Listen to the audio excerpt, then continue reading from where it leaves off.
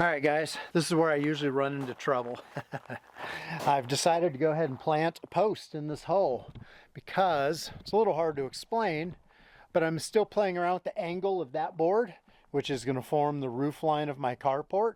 And not only does this slope downwards towards this, that's south up there, but it also needs to slope down towards the west, which is down towards me from that building. And so this corner, this outside southern southwest corner, needs a post there, and the roof line needs to be high enough so I can just drive my tractor in there. Kate, I think that's what I'm going to settle on, is Kate. I need to be able to drive her in there without folding down the ROPS bar, which means that height needs to be at about 96 inches. And there's no way I can finalize both the slope north to south and then the slope east to west. Remember, I'm putting solar panels on this roof, so I need to attempt to maximize the efficiency of the solar panels as best I can and give it as much slope towards the south and the west as I can without bringing the roof line so low that I can't drive the tractor in there with my rollover bar. ROPS, rollover protection system, is what ROPS stands for. That bar is at, like, I don't know, 92 inches off the ground roughly. Plus I might have a canopy on the tractor at some point soon, which I think adds about 4 inches. So it needs to be at least like 96 inches at the lowest point. Right now, putting the tractor in my garage port, I can do it, but I have to fold down the ROPS bar, and which means I can't put a canopy on it because I'm constantly be up and downing with the ROPS bar. So I want to avoid that. And the only way to really know my roof lines and my angles is to have one fixed point at the southwest corner that's got a vertical 4x4 post embedded in the ground, and then I have something rigid that I can then attach another board to and play around with angles, both of that one I just put up there and with the one that extends down to the southwest corner. I can play around with both of those angles, measure my height, make some adjustments, remeasure the height, etc. Which means I can't really get very far unless I have something fixed on this carport, tractor port, and so it's going to be a post, and I have a big hole there. So and I've got cement, I got water, I got a level, I got a shovel, I got gloves, so I'm just going to go for it. And that's where I usually run in trouble, by rushing into it without thinking it all the way through. But I think I've thought it through enough to proceed. We'll find out.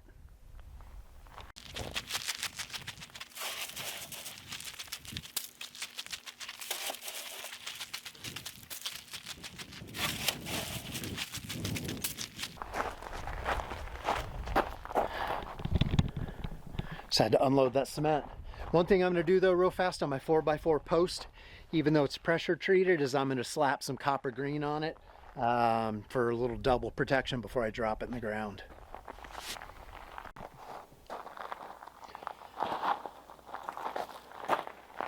Alright, I'm going to try to mix up the cement fast, and I'm also going to do it a little drier than I normally do, because last time I had to plant a post, I had to stand there and hold it for like 20 minutes, keeping it level and plumb and all that in multiple directions, and it took a long time for the cement to dry because it was just overly wet.